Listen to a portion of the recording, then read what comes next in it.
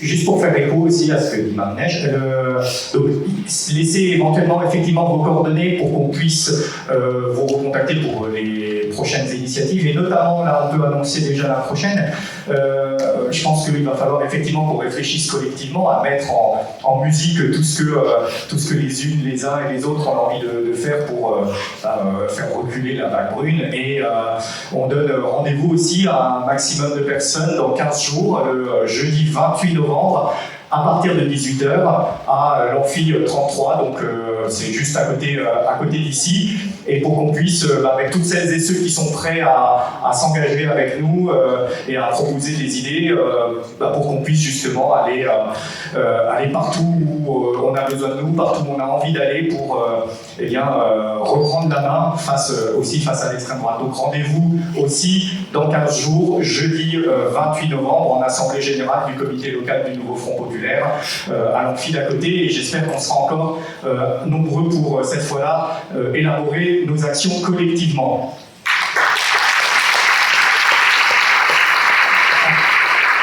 Pour poursuivre les interventions, on va laisser la parole maintenant à Cem Yilmaz, qui est de la Jeune Garde de Strasbourg.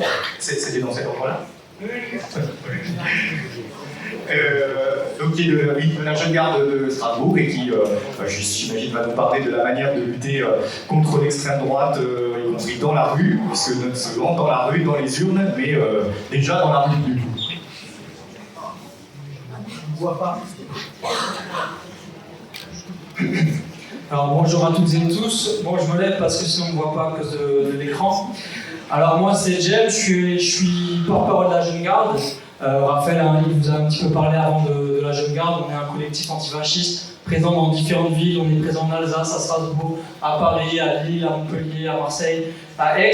Parce que ça fait bien longtemps qu'on fait le constat que l'extrême droite est en train de s'organiser. Pas seulement dans les urnes, mais aussi dans la rue. Et ça a des réalités très concrètes. Et ce qu'on constate, c'est que ces dernières années, on a l'impression que tout est fait pour que l'extrême droite arrive au pouvoir. Et ça, on l'a vu notamment cet été, où Emmanuel Macron, justement, a décidé de dissoudre l'Assemblée nationale sur ordre du Rassemblement national. Ça, il ne faut pas l'oublier. Il faut leur rappeler aux macronistes que c'est sur ordre du Rassemblement national qu'ils ont décidé de dissoudre l'Assemblée nationale.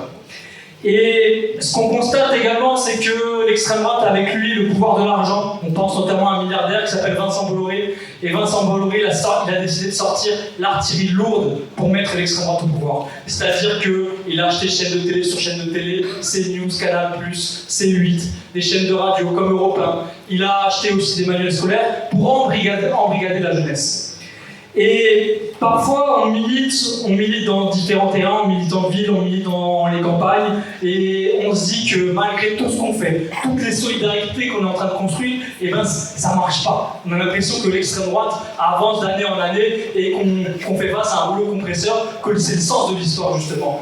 Mais il y a un vieux monsieur avec une barbe blanche, c'est pas le Père Noël, il s'appelle Karl Marx, et il disait que l'idéologie dominante est celui de la classe dominante. Et c'est typiquement dans cette situation qu'on est. Et nous, à la Jeune Garde, qu'est-ce qu'on a essayé de faire depuis qu'on s'est créé en 2018 ? En fait, on a essayé, c'est ce qu'on fait, notre objectif premier, c'était justement de populariser l'antifascisme. On a fait le constat que pendant trop longtemps, pendant ces 15 dernières années, l'antifascisme était isolé des autres luttes et que tout le monde devait se revendiquer de l'antifascisme parce qu'on en avait besoin dans la période. C'est ce qu'on a fait, notamment en allant dans des quartiers populaires, abandonnés notamment par différentes organisations politiques, pour remettre de la politique et de la lutte antifasciste dans ces quartiers-là. Ensuite, ça a été de manière très concrète, s'organiser, défendre nos quartiers, défendre nos solidarités, défendre nos mouvements face à l'extrême droite, parce que lorsqu'on vit dans une ville où l'extrême droite est implantée, lorsque l'extrême droite est violente, lorsqu'il existe des milices, on sait ce que c'est l'extrême droite. Vous le savez, notamment à Nancy, il y a eu les deux cités qui regroupaient justement des groupuscules d'extrême droite, maurassiens comme l'Action française, des groupes violents, hooligans comme les Brisac, et qui justement commettaient des agressions. Et dans quelques semaines, dans quelques mois, il y a des procès qui vont s'ouvrir à Nancy sur des violences de l'extrême droite. Et nous, que ce soit à Strasbourg, à Aix-en-Provence, à Marseille, on avait aussi on faisait face aussi à la violence de l'extrême droite, on a fait face notamment aux bastions sociales. C'est dans ce cadre-là aussi qu'on s'est rencontrés à l'époque avec Raphaël et qu'on a décidé de monter ce projet national de la Jeune Garde parce que l'extrême droite était organisée de manière nationale, commettait des agressions racistes dans toutes nos villes et il fallait la faire reculer. Et à un moment donné, en fait, on faisait face à un dilemme. Il y avait notre camp qui était un petit peu tétanisé face à l'extrême droite et qui se disait que c'était pas possible. C'était justement le sens de l'histoire. Ils étaient en train de prendre bastion après bastion et on pouvait rien faire face à eux. Et nous, on l'a prouvé de différentes manières. Tout d'abord en organisant la jeunesse. On s'est organisé dans la rue. On s'est organisé face aux violences de l'extrême droite. C'est-à-dire qu'on s'est réunis, qu'on s'est aussi entraîné à l'autodéfense et qu'on a mis en échec les violences de l'extrême droite dans la rue.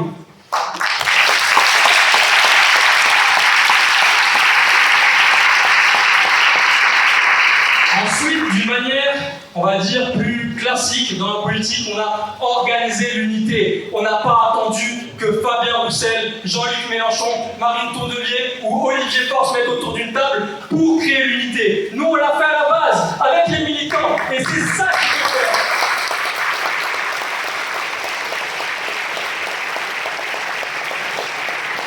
Et avec cette unité, on a réussi justement à mener une bataille contre les groupuscules, contre les milices fascistes. Je vais prendre un exemple très simple.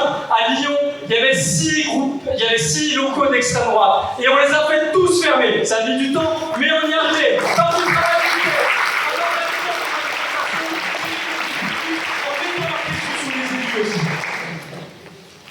Et comme je le disais, l'extrême droite, lorsqu'elle est dans votre ville, vous le savez, eh ben, c'est de nombreuses agressions. Nous, on l'a connu à Strasbourg. On sait que l'extrême droite, lorsqu'elle est implantée, eh ben, c'est des agressions, c'est des incivilités. Et eux, justement, dans les médias de Bolloré, ils parlent constamment d'insécurité, ils parlent constamment d'incivilité. Et ben, lorsque l'extrême droite était implantée à Strasbourg, les habitants nous disaient « Mais c'est pas possible, ces gens, ils commettent une agression par semaine, ils font pipi partout dans le quartier et on se sent plus chez nous à cause de l'extrême droite. » Et ça, il faut le rappeler. Eux qui veulent défendre justement une société d'ordre, et ben, eux, c'est le chaos et c'est la violence.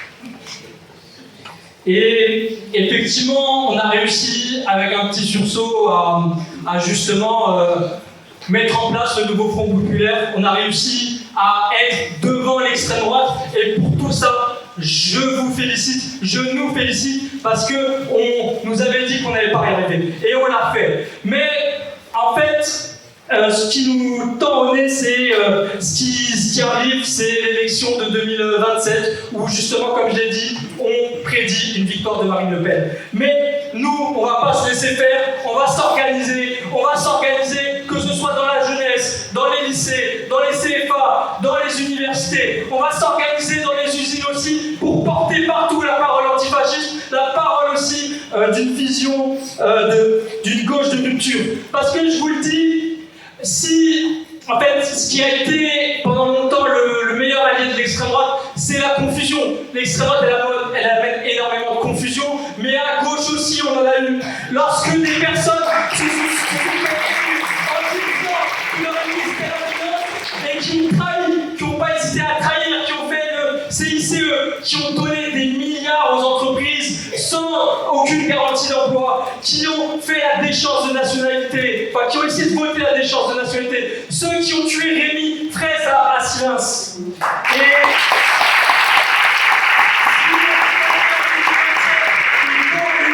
Qui croit en elle. Il faut une gauche qui ne tremble pas des genoux lorsqu'il faut parler d'islamophobie. Il faut une gauche qui ne tremble pas lorsqu'il faut dénoncer qu'un terroriste extrême droite rentre dans une mosquée à Bayonne et tire sur Fidel. Il faut cette gauche qui ose aller dans des manifestations qui dénoncent cette islamophobie. Il faut une gauche qui ne tremble pas des genoux lorsqu'il faut prendre position, lorsqu'il faut virer un élu, lorsqu'il y a des cas de violence sexiste et sexuelle.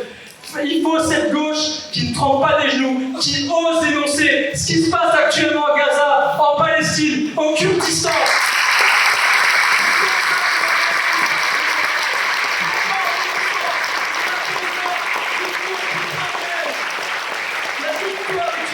Une obligation pour nous. Mes amis, demain reste une espérance.